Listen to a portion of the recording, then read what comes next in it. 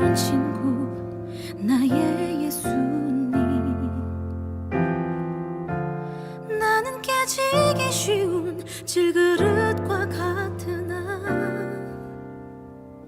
때론 낙심해도 포기치 않음은 예수의 생명이 내 안에 있기에. 내 삶의 동행자 나의 예수님. 나는 기대가 없는 어린 나귀 같으나 늘 쓰러지나 다시 일어나도 예수의 생명이 내 안에 있기에. 나의 약함은 나의 자랑이요, 나의 실패는 나의 간증이요, 나의 아픔은 나의 영광이니 그 부르심 따라 내가 걸어갑니다. 내 삶의 동행자 나의 예수님. 나는 기대가 없는 어린 나귀 같으나 늘 쓰러지나 다시 일어남도 예수의 생명이 내 안에 있기에. 나의 약함은 나의 자랑이요, 나의 실패는 나의 간증이요, 나의 아픔은 나의 영광이니 그 부르심 따라 내가 걸어갑니다.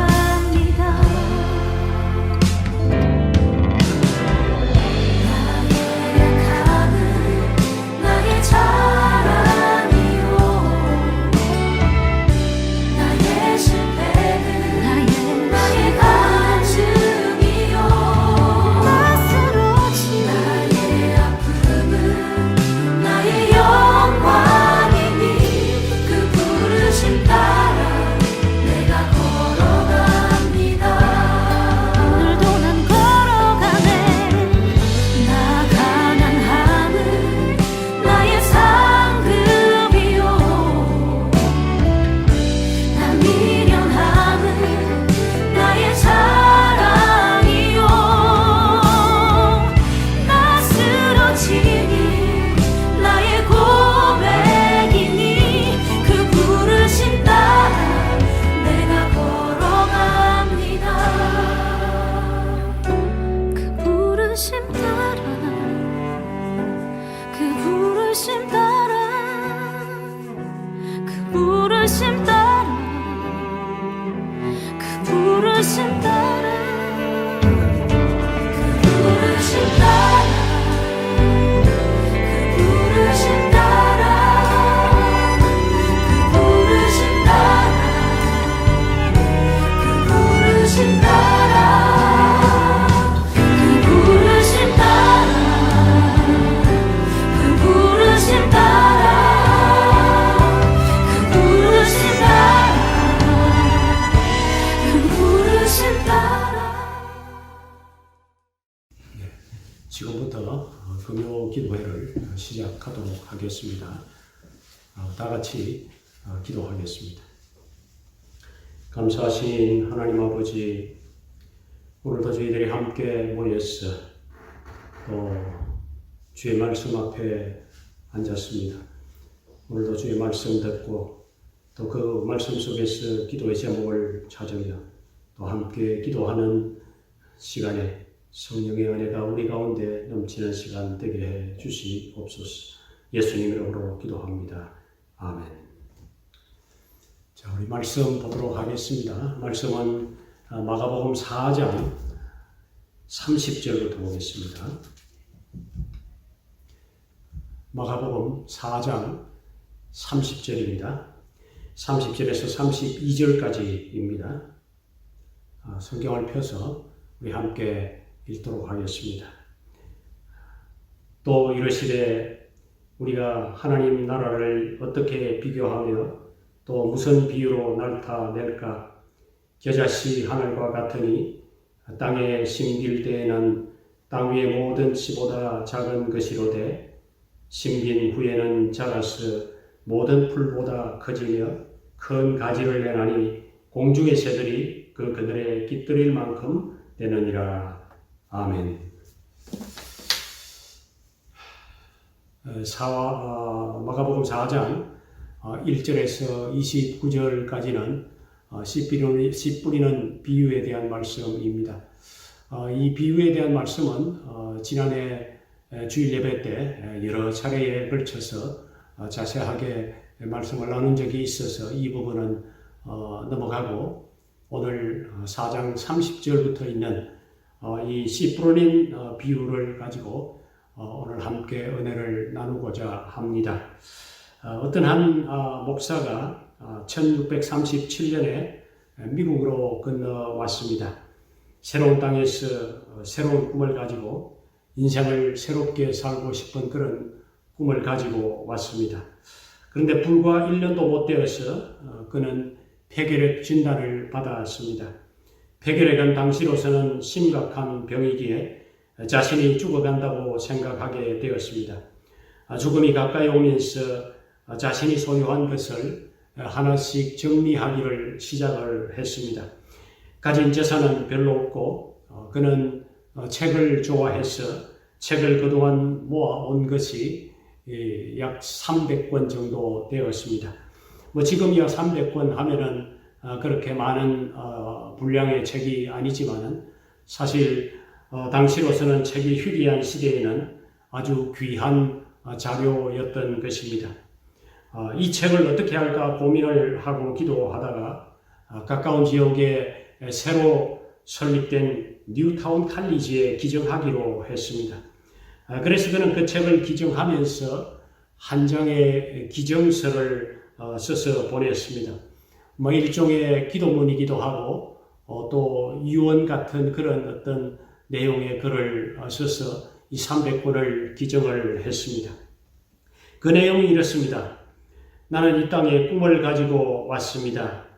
좀 더 신학을 공부하고 싶었고 법률도 과학도 공부하고 싶었습니다.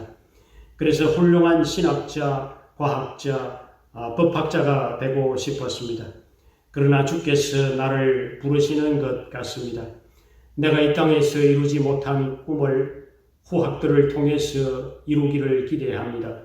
내가 이 대학에 기증하는 책들을 통해서 훌륭한 신학자, 과학자, 법학자들이 길러져서 이 땅을 풍성하게 하고 인류에 이바지하는 위대한 거인들이 많이 나타나기를 기대합니다. 이 기증서를 받은 학교 이사들이 대단히 감동을 받았습니다. 그래서 그들은 이 젊은 목사를 기념하기 위해서 그 학교의 이름을 바꾸기로 했습니다. 바로 기증한 이 젊은 목사의 이름으로 학교의 이름을 바꾸기로 했던 것입니다. 그래서 그 학교는 뉴타운 칼리지에서 하버드 대학으로 이름을 바꾸었습니다. 바로 그의 꿈이 이 대학을 통해서 그동안 수백 년 동안 열매를 맺어왔던 것입니다. 예수님은 사역을 시작하면서 외쳤던 것이 무엇입니까? 하나님의 나라가 가까워 왔다는 외침이었습니다. 예수님은 하나님의 나라를 세우는 것에 대해서 말씀하셨습니다. 예수님은 12제자를 부르시고 나서 제일 먼저 말씀하신 것이 하나님 나라에 대한 꿈을 이야기하셨습니다. 오늘 말씀은 예수님이 하신 하나님 나라의 꿈 이야기 가운데 겨자씨에 관한 말씀입니다. 이 겨자씨를 통해서 예수님은 앞으로 미래에 이루어질 하나님의 나라가 어떤 나라가 될 것인지에 대해서 말씀해 주고 있는 것입니다. 예수님은 이 겨자씨 비유를 통해서 우리에게 무엇을 말씀하시고 싶으셨을까요? 저는 이 겨자씨 비유를 통해서 예수님께서 하시고자 원하시는 메시지는 한 3가지 정도가 있다고 생각이 들어집니다. 첫 번째는 작다고 무시하지 말라는 겁니다. 현재 작은 것 때문에 힘들어하고 절망하지 말라는 메시지가 있지요. 박서림이라고 하는 시인이 있습니다. 그가 쓴 시인 가운데 큰 것을 작게 보고라고 하는 시가 있습니다. 그 시는 이렇게 시작이 되어집니다. 큰 것을 작게 보고 작은 것을 크게 본다. 해와 달을 어루만지다 마침내 겨자씨 안에 가둔다. 바이러스가 메모들을 쓰러뜨리고 마침내 지구를 먹어버린다. 크다는 일 작게 보고 작은 일 크게 본다. 크다는 인물을 작게 보고 작은 인물을 크게 본다. 아마 이 시를 읽으면서 여러분들 무엇을 느끼셨습니까? 아마도 이 시는 오늘날 이 시대의 문제인 이 크다와 작다에 대한 이 문제, 또 힘이 있다와 힘이 없다고 하는 이런 문제, 또 강하다고 하는 것과 약하다고 하는 이 문제에 대해서 이야기를 하고 싶었던 것입니다. 이 문제는 우리의 인생의 삶 가운데 굉장히 흔히 일어나고 있는 문제이지요. 우리가 이 문제에 갇히면 참 힘들고 아픕니다. 크다 작다를 비교하면서 살면은 늘 우리는 상처를 입고 아파하면서 그렇게 세상을 살아갈 수밖에 없는 것입니다. 사실 당시 이스라엘 사람들이 가장 힘들어했던 문제가 이 자금의 문제, 이 약함의 문제였던 것입니다. 로마 식민지 밑에서 이스라엘 사람들이 얼마나 큰 고통을 겪으면서 살았는지에 대해서는 우리가 너무도 잘 압니다. 사회적 약자로서 당할 때마다 작은 자, 약한 자, 그들의 울분을 품고 살 수밖에 없는 그런 모습이었습니다.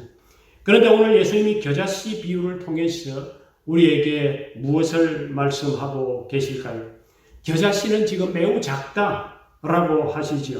사실 겨자씨는 작습니다. 지름이 1mm 정도밖에 되지 않는 아주 작은 씨에 불과합니다. 비록 작은 씨에 불과하지만 겨자씨는 제대로 된 땅에 심기워지기만 하면은 그 작은 씨임에도 불구하고 뭔가 자라서 크게 되어지는 미래가 있지 않느냐 하는 그 말씀을 지금 예수님께서 하고 싶었던 것입니다. 그러니 지금 현실이 작다고 부끄러워할 것도 힘들어할 것도 절망할 것도 없다고 지금 말씀하고 계시는 것입니다. 하루아침에 겨자씨가 크게 자라지는 않겠지만 시간이 가면은 알지 못하는 때에 자란다는 것입니다. 실제 예수님은 마가복음 4장 27절 바로 겨자씨 비유 바로 앞에서 이렇게 말씀하셨지요. 그가 밤낮 자고 깨고 하는 중에 씨가 나서 자라되 어떻게 그리 되는지 알지 못하느니라 라고 했습니다. 싹이 나서 자라서 꽃이 피고 열매가 맺히는 때는 사람의 눈에는 보이지는 않지만은 그러나 자고 깨고 하는 사이에 그것이 자라나고 열매를 맺힌다고 하는 것입니다. 최근에 저희 집에서 아보카도를 한 개를 먹고 이 아보카도를 씨를 땅에다가 심었습니다. 처음 한 달 동안을 기다려도 싹이 나는 것이 보이지를 않았습니다. 그런데 한 2달쯤 지나니까 싹이 나기를 시작을 하더니 그것이 어느새에 아주 키가 20cm, 30cm씩 자라있는 모습을 보면서 참 정말 이 씨라고 하는 것이 엄청난 생명이 그 속에 갇혀져 있구나 하는 것을 느끼게 되었습니다. 바로 이 하나님의 나라도 처음에는 조그맣게 시작이 되지만은 결국에는 열매를 맺힌다고 하는 것입니다. 그러니 오늘이 작다고, 오늘이 힘들다고, 오늘이 절망스럽다고, 어렵다고, 낙심하고 절망하지 말라고 하는 것입니다. 사실 여러분들 예수님 자신이 당시에는 보잘것없는 겨자씨 같은 그런 존재였지요. 누구도 쳐다보지 않는 작은 시골 나사렛 동네의 목수였습니다. 하지만 결과는 어떻습니까?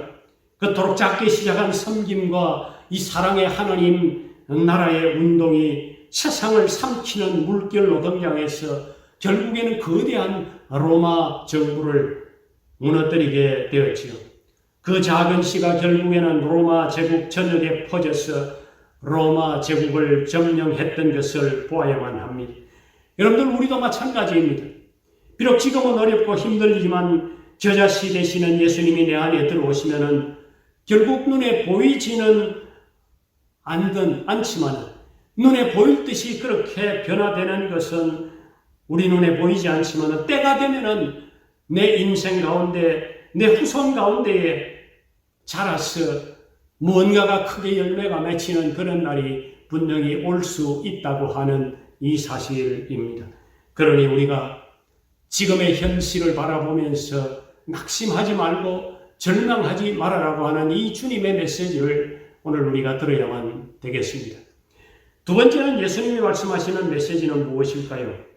우리 안에 있는 위대한 가능성을 보라고 하는 메시지입니다. 여러분들, 예수님이 겨자씨 비유를 통해서 단순히 작은 것의 중요성을 강조하려는 것은 아니죠. 작은 것은 사실 이 땅 위에 많이 있습니다. 모래도 작고 또 먼지도 작습니다. 그러나 예수님이 겨자씨를 비유해 든 것은 그 속에 생명력이 있다고 하는 사실 때문입니다. 겨자씨가 중요한 것은 그 속에 생명이 있기 때문입니다. 겨자씨가 비록 1mm 정도밖에 되지 않는 작은 씨이지만은 자라면은 보통 1.5m까지 자란다고 합니다. 어떤 종자는 2.5m에서 3m까지 자란다고 하고 있습니다. 이처럼 여러분도 하나님 나라의 복음에는 생명이 있다고 하는 것입니다. 복음이라고 하는 것이 무엇입니까? 사실 복음이라고 하는 것은 예수님 자신이죠. 예수님의 십자가에서 달리신 거기에는 바로 사랑이 있고 죄 용서가 있고 바로 거기에는 구원의 생명이 있다고 하는 것입니다. 비록 너무도 작고 미약하지만은 그 속에는 엄청난 생명이 있기에 놀랍게 변할 수 있다고 하는 사실을 우리는 기억해야만 하는 것입니다. 실제로 오래전에 미국의 필라델피아의 어느 교회에서 이런 일이 있었습니다. 그 교회에 주일학교 어린이들이 많아져서 교회 주일학교의 교실이 너무 좁아졌습니다. 어린이들은 많은데 교실이 적으니 너무 불편하고 힘들었던 것 같습니다. 그때부터 한 조그마한 소녀가 교회 교실을 더 크게 짓고 싶다고 하는 그런 마음이 들어서 저금통에 그가 1센트씩 생길 때마다 넣기를 시작을 했습니다. 돈이 생길 때마다 저금통에 넣었습니다. 근데 그때부터 한 2년쯤 지나면서 이 소녀가 몸이 약해져서 그만 죽었습니다. 그런데 부모가 이 소녀의 소지품을 정리를 하다 보니까 저금통이 하나 나왔고 그 저금통을 열어보니까 이렇게 적어놓은 쪽지가 있었답니다. 교회 주일학교 교실이 너무 좁아요. 그래서 이 돈으로 교회 주일학교 교실을 더 크게 지었으면 좋겠어요. 이 저금통에는 1달러도 되지 않는 57센트가 있었다고 합니다. 이 소식이 그 교회 목사님에게 알려지고 목사님이 그 소녀의 이야기를 예배 중에 하시면서 아무래도 교회 주일학교 교실을 더 크게 지어야만 되겠습니다라고 했습니다. 이 소녀의 이야기가 교인 중에 큰 감동을 주었습니다. 교인 중에 어떤 부동산 중개업을 하는 분이 은혜를 받고는 자기 땅을 팔겠다고 했습니다. 그런데 그 땅을 단 57센트만 받고 팔겠다고 그렇게 했습니다. 그래서 그 소녀가 저금했던 57센트를 가지고 엄청나게 넓은 땅을 구입을 교회가 하게 되어졌습니다. 이 소문이 신문과 방송을 타고 전 미국에 퍼지기를 시작을 했습니다. 결국에는 전 미국의 수많은 사람들이 이 교회당에 건물을 짓는 이 일을 위해서 헌금에 동참하고 그 교회는 3,000명이 앉을 수 있는 그런 교회와 그리고 주일학교 교실을 아주 멋지게 짓게 되어진 이런 사건이 있었습니다. 지금도 이 교회는 수천 명의 사람들이 함께 모여서 예배하는 그런 교회가 되어져 있습니다. 이런 물결은 여기에서 끝나지 않고 더 넓게 퍼져갔습니다. 그래서 미국의 템플 대학교가 세워지고 선한 사마리아 병원도 세워졌다고 합니다. 지금도 템플 대학의 한 벽에는 57센트를 저금을 했던 그 소녀의 사진이 지금도 걸려 있다고 합니다. 여러분들, 하나님의 나라는 큰 것에 있지 않습니다. 하나님의 나라는 작은 것에서부터 소리 없이 시작되는 것입니다. 왜 그렇습니까? 그 속에는 살아있는 생명력이 있기 때문입니다. 그 속에는 생명의 능력이 있기 때문인 것입니다. 여러분들, 교회도 마찬가지입니다. 예수를 믿는 우리 그리스도인의 삶도 마찬가지이지요. 작은 것에서 시작하지만은 시간이 지나면은 크고 위대한 모습으로 자란다고 하는 이 사실을 분명히 믿을 수 있게 되기를 바랍니다.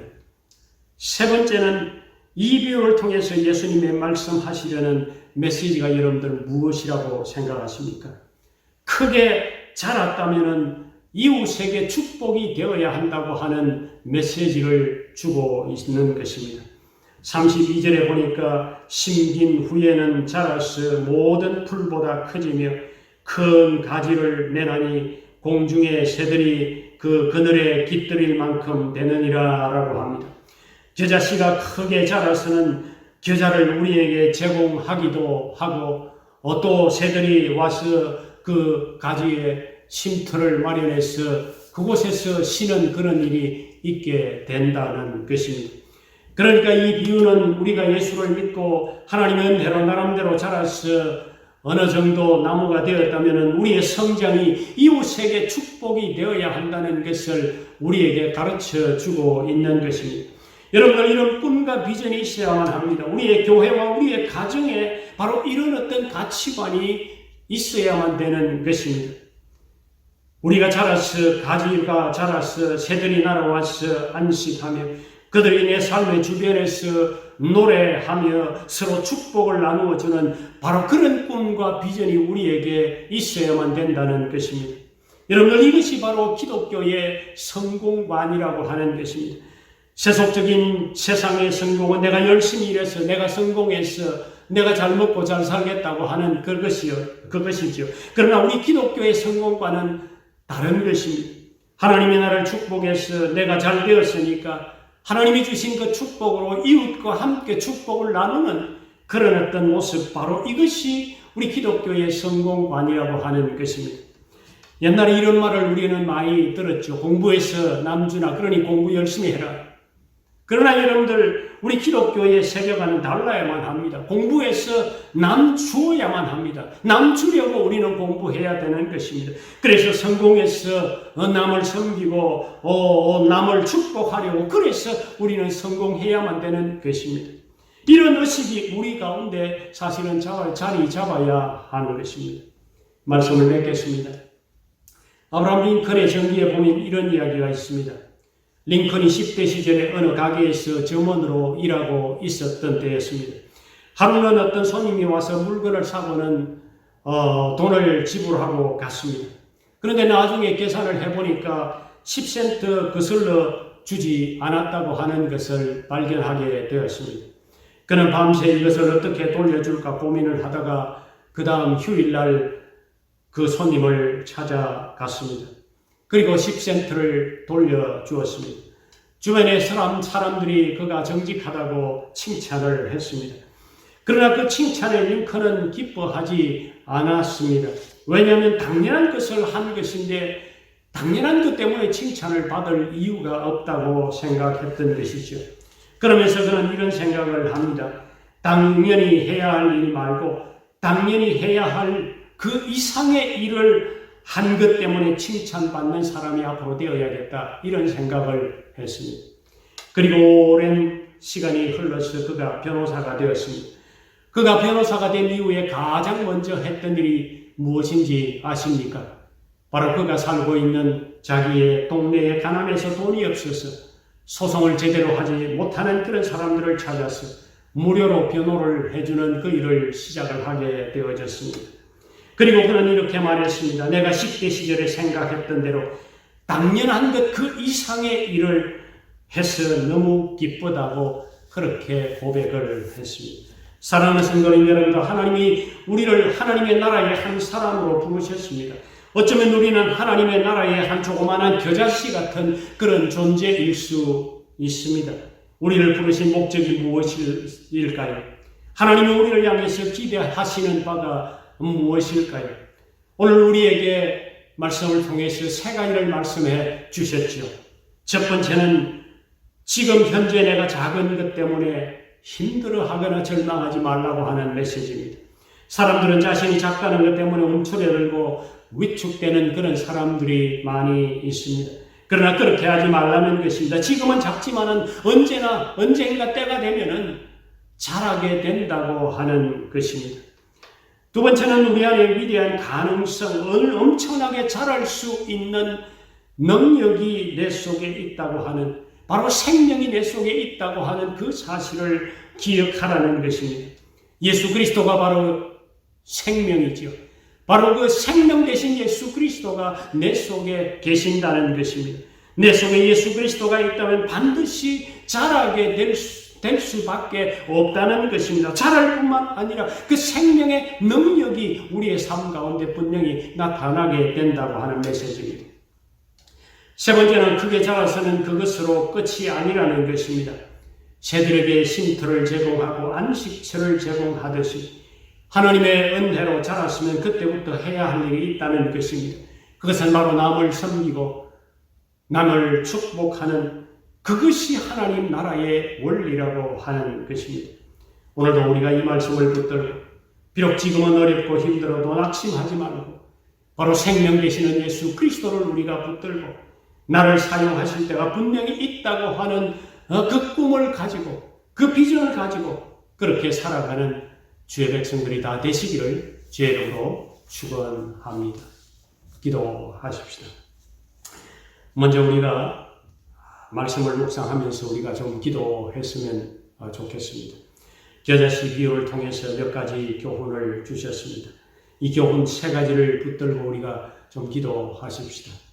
하나님 아버지, 내가 비록 지금 작고 손에 잡히는 것 없고 보이지 않는다고 낙심하거나 절망하지 않도록 하나님이여 나를 도와주십시오 하고 그렇게 기도하십시오. 그리고 내 속에 계시는 생명의 능력 되시는 예수 그리스도로 말미암아 내가 반드시 자라날 수 있는 그런 가능성이 있고 내 후손 가운데서도 하나님께서 때가 되었을 때 자라게 하시는 은혜가 분명히 있을 것이라고 믿을 수 있게 해달라고 기도하십시오. 그리고 세 번째는 하나님의 은혜로 자라서 내 주변에 안식처를 제공하고 주변에 은혜를 나누고 섬기고 누군가를 축복할 수 있는 그런 자로 삼아 주시옵소서라고 우리가 함께 기도하십시오. 다 함께 기도합니다.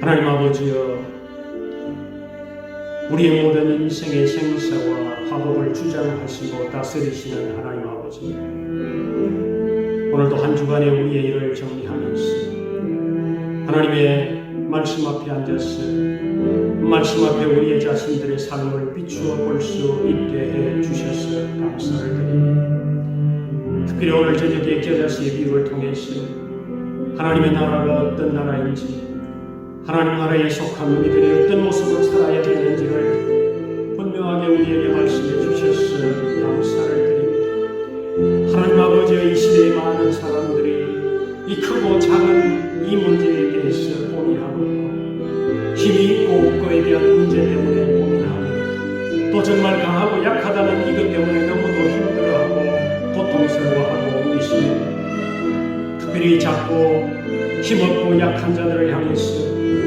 비록 지금은 작고 비록 지금은 보잘것없지만 그러나 하나님이여 내가 작고 힘없다고 부끄러워하나 위축되거나 하나님이 낙심하지 않도록 우리들에게 힘을 주시옵소서. 겨자씨가 심기워지고 때가 되면은 자란다고 하는 이 원리를 분명히 우리가 기억할 수 있게 해 주시옵소서. 지금 당장 내 눈에 보이지 않고 당장 크다란 변화가 나타나지 않는다고 했어. 낙심하지 않게 하시고 주님의 때가 되면 언젠가는 자라게 하신다고 하는 확신을 가지고 용기를 갖고 살아갈 수 있게 해 주시옵소서. 하나님 아버지 은혜 속에 분명히 생명의 능력 되시는 예수 그리스도가 계시기 때문에 비록 지금은 약하고 미약하지만 분명히 하나님의 때가 되면은 나중에는 참되하게 될 것이라는 것을 분명히 믿을 수 있게 해 주시옵소서.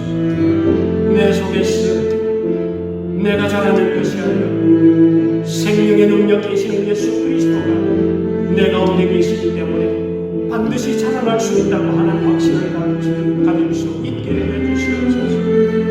하나님 아버지여, 특별히 감사한 것은 하나님의 은혜가 우리의 삶 가운데 나타나서 자라서 열매를 맺게 해주신 것 감사를 드립니다. 내게 주신 열매를 내가 열심히 했고 내 능력이 이루었다고 그렇게 자만하지 않게 하시고 하나님의 은혜라고 하나님이 내게 이렇게 해주셨다고 하는 이 생각을 우리가 놓치지 않게 해주시옵소서. 하나님의 은혜로 주신 열매이니 내 혼자만 누리겠다고 생각하지 않게 하시고 이웃을 섬기고 나누고 주변의 사람들에게 안식처가 되는 그런 꿈과 비전을 우리에게 허락해 주시옵소서. 하나님이여, 30여 년 전에 우리의 교회를 이 땅에 세워주셨습니다. 바로 우리의 교회가 이런 꿈과 비전을 가지고 여기까지 달려오게 하셨사오니 하나님은 계속해서 우리의 교회가 정말 하나님이 기뻐하시는 그런 모습의 교회로 정말 우리의 주변에 축복이 되어지는 그런 교회로 자라날 수 있는 그런 교회 되게 해 주시옵소서. 그래서 하나님이 우리를 통해서 우리의 교회를 통해서 하나님이 영광을 받아 주시옵소서. 예수님의 이름으로 기도합니다.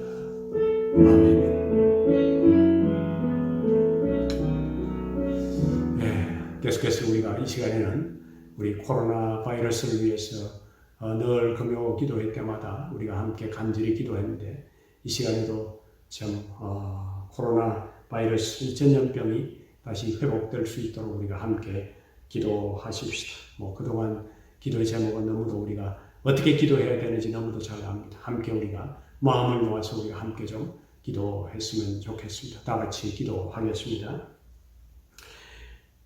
하나님 아버지여, 전 세계가 정말 전염병으로 인해서 참 어찌할 바를 모르고 우왕좌왕하고 있습니다. 수많은 사람들이 질병 가운데 고통을 당하고 수많은 사람들이 죽어가고 있습니다. 하나님 아버지의 이 모든 전염병이 하나님의 인간의 잘못으로 이루어진 것이 분명합니다. 그러나 그 가운데서도 하나님께서 허락하신 것이라고 분명 여기에는 우리에게 주시려는 하나님의 음성이 분명히 그 속에 있는 줄로 믿습니다. 하나님 아버지여, 무엇보다도 이런 기회를 통해서 인간들의 죄악에 대한 하나님의 진노하심이 어떤 것인지, 하나님의 진노하심은 아닌지 우리가 분명히 돌아보고 분명히 하나님 앞에서 회개할 수 있는 그런 시간을 되게 해주시옵소서. 하나님을 외면하고 하나님을 무시하고 하나님이 없다고 하는 인간의 교만함이 하늘을 지르고 있는 이 시대의 모습을 바라보고 있습니다. 하나님께서 이 세상에 이런 어떤 이념과 철학을 바라보면서 정말 하나님께서 진노하고 계시는 모습은 아닌지, 이 땅의 온갖 철학과 하나님에게 살아계심을 거부하고 하나님을 부인하고 있는 이런 모습이 하나님을 분노케 하는 것은 아닌지 하나님이여, 인간들을 용서해 주시옵시고 정말 인간들이 하나님을 임신하고 하나님을 깨닫고 온 천지와 만물을 만들어 이 우주를 다스린다고 하는 그것을 분명히 믿을 수 있는 용서를 구할 수 있는 자들 되게 해 주시옵소서. 온갖 거짓과 불법과 공성과 마약과 거짓 신들을 섬기는 무당과 정성가들, 역술자들, 이런 승자들이 난무하는 이 세상을 향해서 하나님의 지금 분노하고 계시는 것은 아닌지 하나님 아버지여, 저들의 자신을 돌아보게 하시고 회개하게 하시고 하나님의 살아계심을 믿을 수 있게 해주시옵소서. 아버지는 하나님 외에 다른 어떤 신이 없다고 하는 사실을 우리가 믿을 수 있게 해주시옵소서. 무엇보다도 주의 교회가 주의 교회답지 못하고 하나님의 말씀이 제대로 말씀대로 선포되지 못하고 그리스도인들이 깨끗하고 정결하고 하나님의 말씀대로 하나님의 백성다운 모습으로 살아가고 있지 않은 것에 대한 하나님의 노하심을 하나님 아버지가 다시 한번 우리 그리스도인들의 자신을 돌아볼 수 있게 하여 주시옵소서. 교회가 교회다워지게 하시고 정말 교회에 속한 모든 그리스도인들이 다시 한번 더 주님 바라보면서 믿음으로 살아가는 그 삶을 회복할 수 있게 하여 주시옵소서. 진정으로 성도가 성도다운 모습으로 살아갈 수 있는 그런 모습이 되게 해 주시옵소서. 우리들의 연약함을 주님이 용서해 주시옵소서.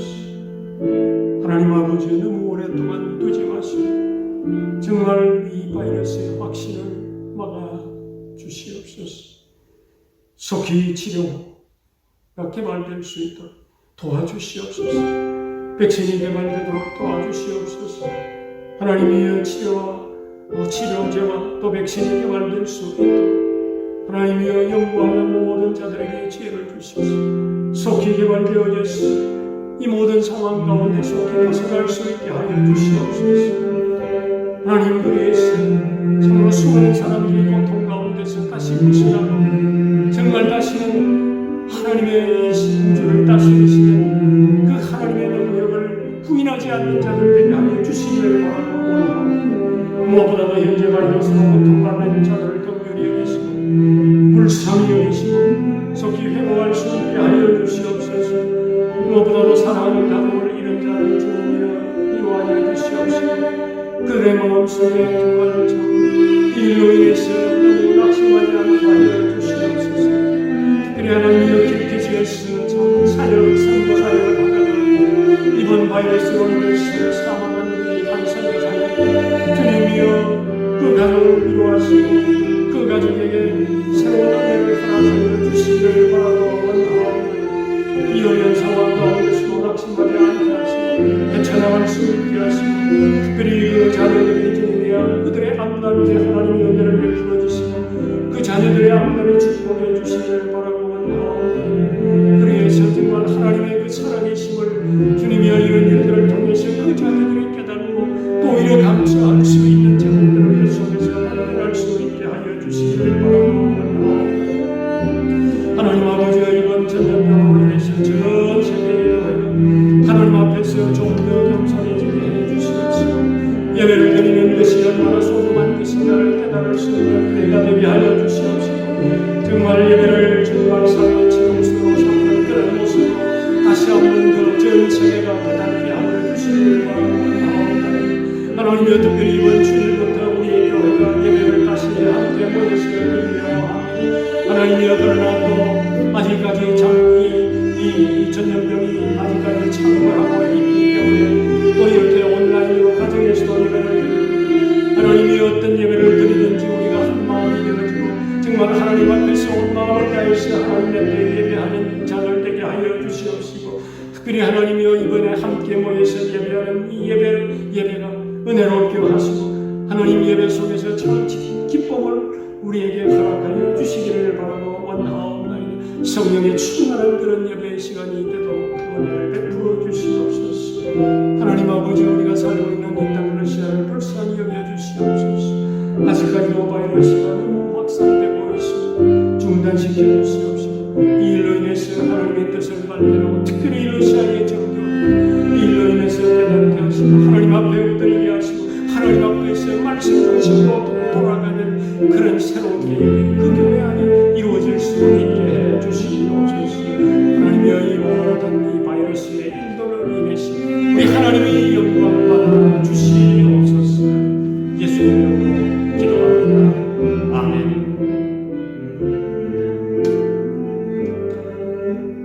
세 번째 기도의 제목을 드리도록 하겠습니다. 전 세계에 지금 고통과 절망 가운데 있는 우리 다른 나라들을 위해서 오늘 좀 기도했으면 좋겠습니다. 특별히 미국을 위해서 우리가 좀 기도하지 않을 수가 없습니다. 가장 많은 사람들이 전염이 되어졌고 가장 많은 사람들이 이 전염병으로 죽었습니다. 무려 500만 명 인민이 하나님의 이 신앙의 유산을 그들이 잊어버리지 않게 하시고 그들 가운데 온갖 제약들이 가득하여 이제는 그들이 참선하고 새롭게 깨달고 하나님 앞에 겸손하게 나아올 수 있는 자들 되게 하여 주시옵소서. 하나님이여 브라질을 불쌍히 여겨 주시옵소서. 인도를 불쌍히 여겨 주시옵소서. 정말 끊임없이 확산되어지고 끊임없이 수많은 사람들이 죽어가고 있습니다. 하나님이여 또다시 스페인도 주님이여 다시 창궐하고 있다고 합니다. 하나님이여 이런 나라를 불쌍히 여겨 주시옵시고 이 전 세계 주님이여 바이러스 때문에 고통당하고 있는 수많은 참 취업자들 이 고통당하고 있는 가족들 하나님이여 돌아보시고 불쌍히 여기시고 속히 모든 일들이 종식되어질 수 있는 은혜를 허락하여 주시옵소서. 하나님 아버지로 홍콩을 불쌍히 여겨주시옵소서. 홍콩과 고통과 인원을 지금 반대 시위가 일어날 뿐만 아니라 수많은 사람들이 홍콩을 떠날 준비를 하고 있다고 합니다. 하나님이여 이 홍콩에서는 또 선교사들이 교회가 탄압되지 않을까 염려하고 기도하고 있다고 합니다. 하나님 아버지여 그 땅에도 수많은 믿는 자들이 있는데 그 땅에 예배가 중단되는 일이 없도록 그 땅에 예수 믿는 일이 주님의 방해받지 않도록 그들을 도와주시고 자연의 예배할 수 있는 일들이 일어나도록 주님의 도와주시기를 바라옵나이다. 북한 땅을 하나님이여 불쌍히 여겨주시옵소서. 고통과 절망 가운데 백성들이 절규하고 있습니다. 김정은과 그 밑에 정치인들을 하나님이여 깨닫게 해주시옵소서. 새롭게 주님이여 정상적인 한 나라 용서의 발표를 한다할 수 있는 그런 나라가 되게 하여 주시기를 바라옵나이다. 북한의 핵 문제가 주님이여 원활하게 해결될 수 있도록 도와주시옵소서. 주님이여 우리 민족이 또 하나 될 수 그래서 새롭게 되어지는 그런 은혜도 허락하여 주시옵소서. 그러므로 통해서 전부 전 세계 하나님의 살아계심을 증거할 수 있는 그런 나라로 우리나라를 세워주시기를 바라옵나이다. 특별히 하나님이여 중국 땅을 한번 긍휼히 여겨주시옵소서.